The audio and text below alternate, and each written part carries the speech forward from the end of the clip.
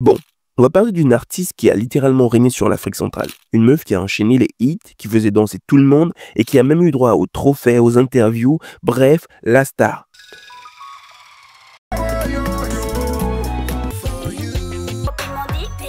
Aujourd'hui, Chanel, c'est plus trop la Kinda. C'est plutôt la Kinda disparue des charts. Oui, parce que depuis quelques années, on la voit plus pour ses chansons, mais pour ses clashs, ses ruptures et ses lives TikTok où elle vide son sac. En gros, elle est passée de la reine de la musique gabonaise à une héroïne des soap-opéras qu'on n'aurait jamais demandé. Alors comment Chanel est passée de la Tchizambenge à la Tchizambengette? Asseyez-vous, on va retracer la chute de Chanel. On va vous retracer sa chute. Et accrochez-vous encore plus parce que entre les labels claqués, les flops musicaux et les dramadines d'un feu de l'amour, il y a du lourd. Bon, avant de devenir Chanel qu'on connaît, elle s'appelait tout simplement Léonelle Comy.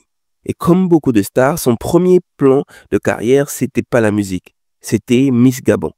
En 2021, elle tente le concours, elle défile, elle sourit, bref, elle coche toutes les cases. Elle ne gagne pas, mais elle attire les regards. Et parmi ces regards, il y a celui d'Edgar Yanke, le boss du label Direct Prod. Et lui, il va changer sa vie. Direct Prod, à l'époque, c'est la machine à fabriquer des stars au Gabon. Tu rentres dedans, t'as les moyens, t'as la promo, les clips en HD, pas filmés avec un Nokia. Bref, t'es sur l'autoroute du succès. Et Chanel, elle fonce tout droit à toute vitesse. En 2013, elle sort l'aveu avec Ariel T. Son premier vrai coup d'éclat. Et là, les gens se disent, ok, c'est pas juste une meuf sortie d'un concours de beauté. C'est une vraie chanteuse. Et bim, en 2014, elle confirme avec une dinguerie, Love. Mais le vrai séisme qui la propulse dans une autre galaxie, c'est Tchizambenge.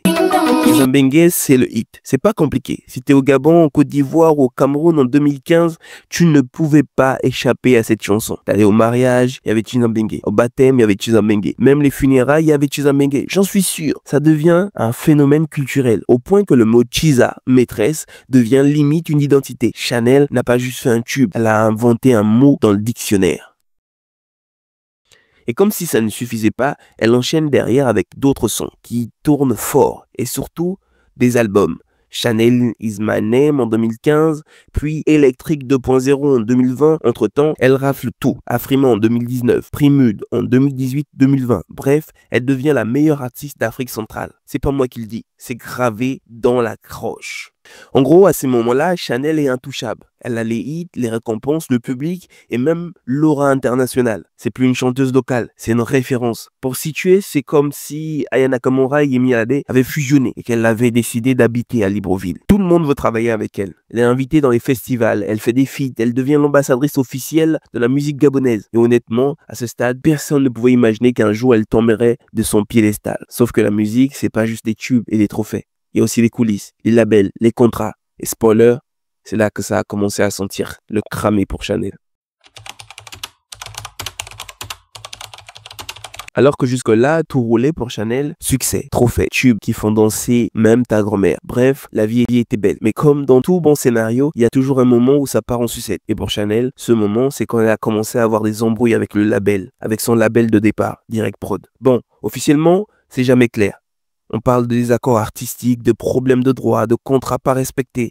Bref, le classique. Rupture artistique où personne ne veut rentrer dans les détails, mais tout le monde sait que ça s'est mal passé. Résultat, Chanel claque la porte. Et franchement, à ce moment, ça paraît même logique. Et franchement, à ce moment-là, ça paraît plutôt logique parce que t'as déjà percé. Tu te dis, tu peux voler de tes propres ailes. Sauf que Chanel, elle vise encore plus haut. Elle signe en 2019 chez Sony Music Entertainment Côte d'Ivoire. Oui, Sony. Le gros label international. Le truc qui te fait dire, ok, c'est bon. En mode de superstar mondiale. Prochaine étape, feat avec Beyoncé, peut-être, on sait pas. Spoiler alert, pas du tout. Parce que, en fait, ce contrat avec Sony, ça va être un piège plus qu'un tremplin. Déjà, niveau buzz, il n'y a plus vraiment de gros coups. Elle sort bien des titres, mais aucun n'arrive à recréer la folie de Tchizambenge. Et surtout, la promo est inexistante. Chanel, elle-même va finir par péter un câble. En septembre 2024, elle balance un post assassin sur Facebook. Depuis la signature de ce contrat, ma carrière m'a malheureusement pas avancé. Traduction, Sony, vous m'avez mis au frigo. C'est pas juste moi qui le dis, c'est elle qui balance publiquement. Et évidemment, ça fait scandale. Résultat, rupture officielle avec Sony. Et là, tu te rends compte que 5 ans, au lieu de devenir une star, Chanel s'est un peu perdu en chemin. Parce qu'en vrai, son seul morceau notable dans cette période, c'est Comment Commando en 2023. Et autant dire que ça n'a pas eu le même étincelle que Chizambenge. Moins de millions de vues sur YouTube, alors qu'à une époque, elle tapait des dizaines de millions faciles. Bref, pour une meuf censée être sous Sony, c'est pas glorieux. Donc pour résumer, elle quitte Direct Prod avec fracas. Elle signe chez Sony avec des rêves de gloire. Elle ressort quelques années plus tard avec un contrat mort-né et un hit qui n'a pas marché. C'est ce qu'on appelle dans le milieu un downgrade, une chute. Un peu comme si tu échangeais une Ferrari contre une Clio 3 d'occasion. Et c'est à partir de là que la carrière musicale de Chanel commence sérieusement à patiner. Mais attention, parce que là où ça va devenir vraiment croustillant, c'est quand les dramas vont débarquer. Et croyez-moi, il y a de quoi remplir 3 saisons des Feux de l'amour, version Libreville. Après sa rupture avec Sony, Chanel se retrouve dans une drôle de situation. Parce que bon, à une époque, c'était une machine à tubes, mais là, c'est un peu le désert de Gobi. Déjà, il faut qu'on parle de son album Electric 2.0, sorti en 2020. Normalement, ce deuxième album était censé être la confirmation. C'est le moment où tu passes au statut de phénomène au statut d'artiste installé. Sauf que l'album est sorti dans un silence quasi total. Peu de promo, peu de visibilité et surtout, peu d'impact. Tu sens qu'il y avait du potentiel, mais que derrière, il n'y avait pas la machine pour pousser le projet.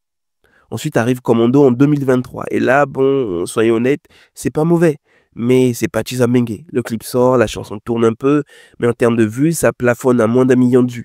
Alors que Chanel, à son apogée, c'était des dizaines de millions faciles. Et le pire, c'est que ce flop, il arrive pile au moment où elle était censée briller grâce à Sony. Du coup, l'image qui reste, c'est pas celle d'un artiste qui continue d'évoluer, mais c'est d'une artiste qui stagne, voire qui régresse. Et évidemment, Internet ne lui pardonne pas. Parce que bon, les gens, ils t'applaudissent quand t'es au sommet, mais dès que tu déclines un peu, ça commence à rigoler dans les commentaires.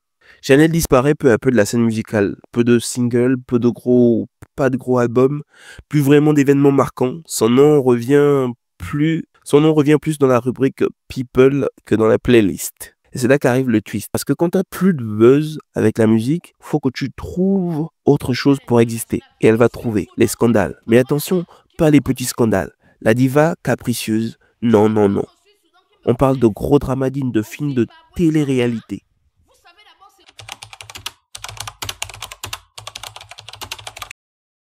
Attention, les amis, parce que vous pensiez que la carrière de Chanel était juste en pause, vous n'avez encore rien vu. En 2025, Chanel décide d'ouvrir les vannes de sa propre vie privée sur TikTok. Et là, boum, elle balance qu'elle a été victime de violences conjugales. Oui, vous avez bien entendu. Sont tellement omnibulés par le fait de se marier à tout prix, d'avoir la bague. Le bonheur, vous en faites quoi? Le respect, vous en faites quoi? C'est juste pour le... Entre les larmes et les confessions, elle raconte que son compagnon l'a maltraité. Forcément, ça fait du buzz. Les gens passent d'écouter Chizambenge à compatir en masse. Son compte TikTok explose. Les abonnés montent à 1 million. Mais attention, pas pour sa musique, non, pour les drames. Et ça empire. Son ex, lui, celui qu'elle accuse, décide de sortir du silence. Et là, c'est le chaos. L'homme se marie publiquement avec son ex-concubine. Et évidemment, la mariée ne se prive pas. Elle danse Chizambenge, elle se moque des Chanel, elle le fait savoir à tout le monde. Internet s'enflamme. Les hashtags pleuvent. Chanel humilié. Chizambenge is over. La pauvre Chanel se retrouve au son d'un vrai soap. Version réalité show inventaire.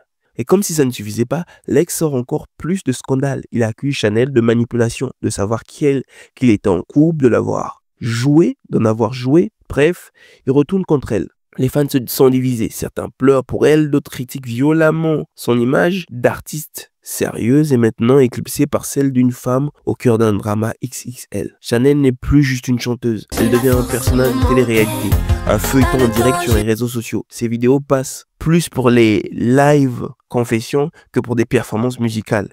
Et si avant on parlait des hits, maintenant on parle plus de clash et de sa vie sentimentale. En gros, Chanel est passée de la reine des hits africains à reine de drama en ligne. Et c'est triste, mais en même temps, impossible de lui tourner les yeux, parce que le spectacle est complet. Amour, trahison, humiliation publique, tout y est. On dirait presque que quelqu'un a écrit un scénario exprès pour faire monter les vues TikTok. L'image est cornée et la chute finale. Alors voilà le tableau. Chanel, qui il y a quelques années faisait danser toute l'Afrique centrale, est désormais un peu comme un gâteau qu'on laisse dehors trop longtemps. On sait que c'est délicieux avant, mais c'est sec et ça colle les doigts. Après le flop musical, les scandales enchaînent, son image publique est complètement bousculée. Les médias et les réseaux sociaux ne parlent plus de ses hits ou de ses albums, mais de son divorce. de ses clashs TikTok, de son ex qui danse sur Chizamengue à son mariage. Et le public, mi-compassion, mi-moqueur. Les fans qui l'aimaient pour la musique continuent de la soutenir timidement. Mais les haters sont là, postant les mèmes, des montages et commentant chaque publication avec délectation malsaine.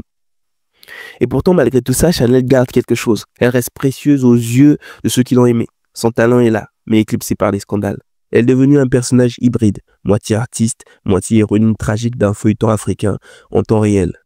Elle est passée de la reine incontestée des hits à la reine du buzz involontaire. Sa chute n'est pas seulement musicale, elle est aussi sociale et émotionnelle. Et c'est triste, mais fascinant. Parce que même quand tout semble perdu, le public continue de regarder.